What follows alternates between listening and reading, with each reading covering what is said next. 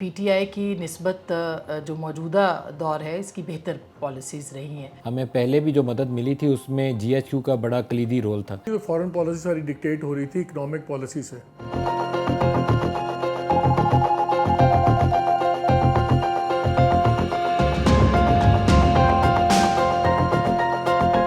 جس طرح سے قانون سازی آخری دنوں میں ہوئی ہے یہ پارلیمنٹری ڈیموکریسی کی ہسٹری میں اس طرح نہیں ہوئی۔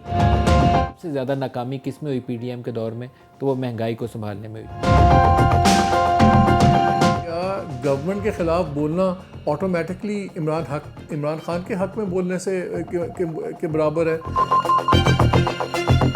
میرے خیال ہے کہ جو خارجہ پالیسی کی جو پالیسیز تھیں خارجہ کی وہ پی ٹی آئی کی نسبت جو موجودہ دور ہے اس کی بہتر پالیسیز رہی ہیں، اور میں کوئی بہت زیادہ تو اس کے اوپر نہیں وہ کر سکتی کیونکہ ظاہر ہے کہ 3.5 سال اور 1.5 سال کا ایک وہ کمپیریزن بنتا ہے، لیکن میرا خیال ہے کہ کوئی 5% اور اس کے بعد مطلب 10 میں سے تقریباً 4 اور 6 کا ریشو جو ہے وہ میں اس کو گریڈ کرتی ہوں اس طرح۔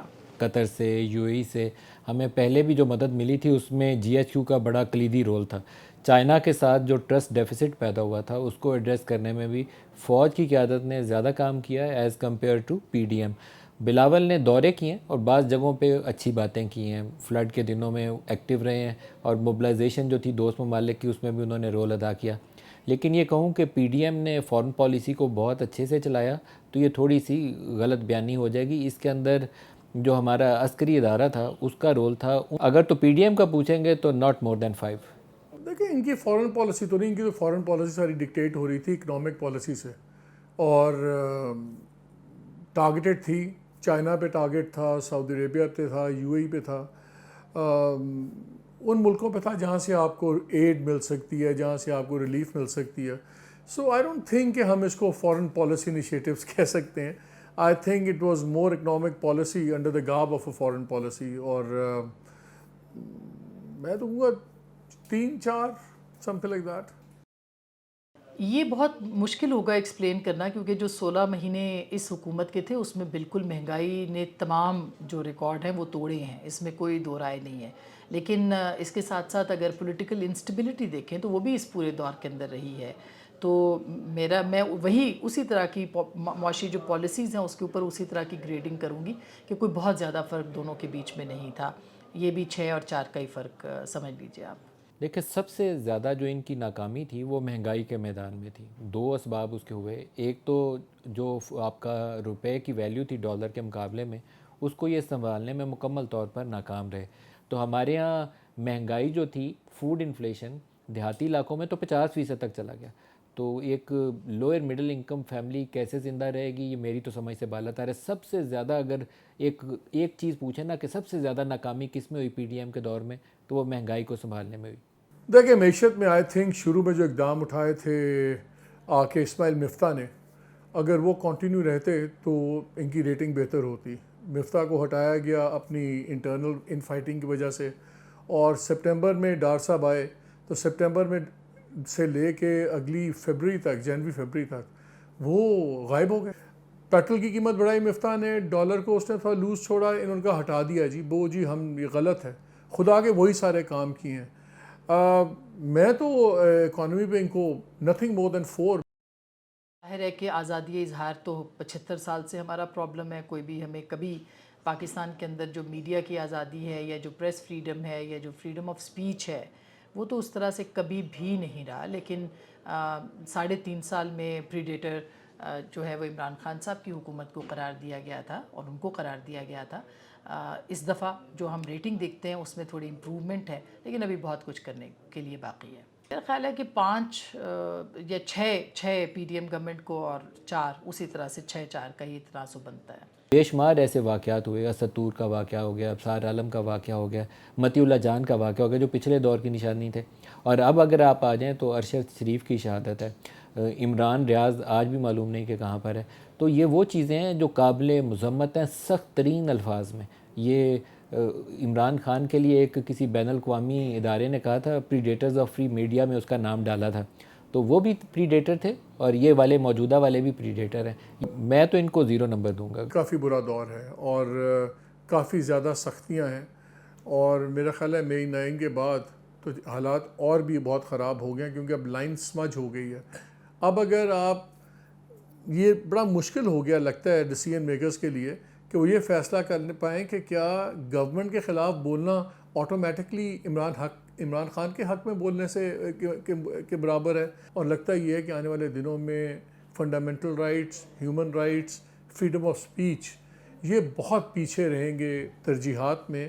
اور ہر چیز وہ جو ورڈ ہوتا ہے نا نیشنل سیکیورٹی اور تحفظ ملک کا، اس کے نام پہ مجھے اور بھی بہت سختی ہوتی نظر آتی ہے. میرا خیال ہے فریڈم میں رائٹ ناؤ از اباؤٹ 4. جس طرح سے قانون سازی آخری دنوں میں ہوئی ہے، یہ پارلیمنٹری ڈیموکریسی کی ہسٹری میں اس طرح نہیں ہوئی، اور یہ کوئی بہت خوش آئند بات نہیں ہے پارلیمنٹری ڈیموکریسی کے لیے کہ جس طرح سے لیجسلیشن کو بلڈوز کیا گیا ہے. تو یہ میرے لیے کوئی بہت میں اس کو اسی طرح سے گریڈ کروں گی. یہ تقریباً 5-5 کا ہی ریشو ہے، جس طرح کی پاکستان تحریک انصاف کی تھی، تقریباً اسی طرح کی لیجسلیشن یہاں تھی.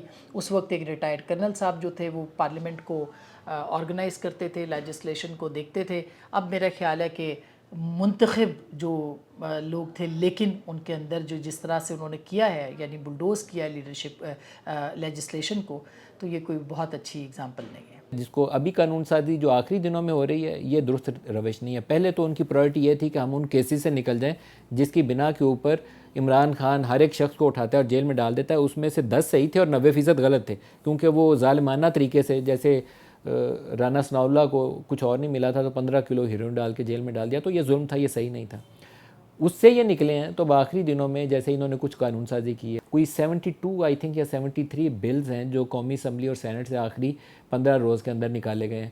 یہ طریقہ کار ہے ہی غلط ہے، اس اصول کا ہی منافی ہے جس کو جمہوریت کہتے ہیں. میں تو 0 سکور دوں گا ان کو. آخری دنوں میں آپ کو نظر آیا ہوگا کہ 48 گھنٹے کے اندر 72 گھنٹے کے اندر کوئی 50 یونیورسٹیز انسٹیٹیوشن کے بل شلز جا رہے ہیں جو آپ کو نظر آتا ہے کہ ویسٹڈ انٹرسٹ کے ہیں، جو صرف دھندے کے بلز ہیں، وہ فلاح کے نہیں ہیں.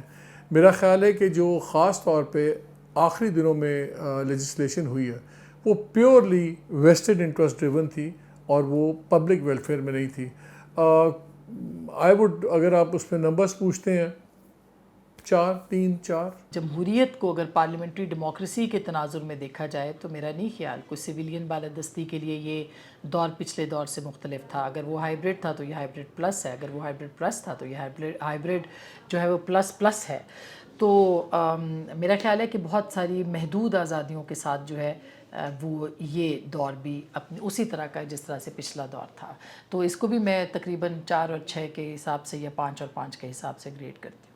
دیکھیں کہ جو نو کانفیڈنس موو تھی نا 10 اپریل 2022 عمران خان کو ہٹانے والی، اس کو تو ہم کہیں گے کہ وہ ہمارے جمہوریت اور آئین کے مطابق جو چیزیں تھیں اس کو استعمال کرتے ہوئے انہوں نے کیا. لیکن اگر کہیں کہ سارا کچھ جمہوری طریقے سے ہی ایکٹیویٹ ہو رہا تھا تو وہ بات درست نہیں ہے. جمہوری عمل اور سیاسی عمل کو کہتے ہیں تو یہ they do not deserve any score، ان کو نیگیٹو مارکنگ ملنی چاہیے. دیکھیے سیاسی صورتحال تو اب ہمیں اور خرابی کی طرف جاتے نظر آ رہی ہے، بیکاز ایک بہت بڑی پارٹی ہے PTI، ان کے چیئرمین کو سزا ہوئی بھی ہے. پارٹی جو سی آن دا رن ہے، پارٹی کا اسٹرکچر توڑا گیا ہے.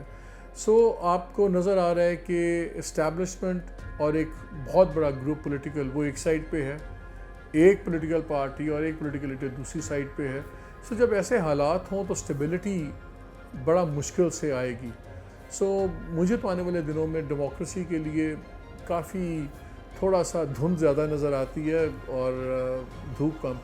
جمہوریت تو میں کہوں گا 1 یا 2، بیکاز یہاں جمہوریت تو ہے نہیں. کون سی پولیٹیکل پارٹی میں جمہوریت ہے؟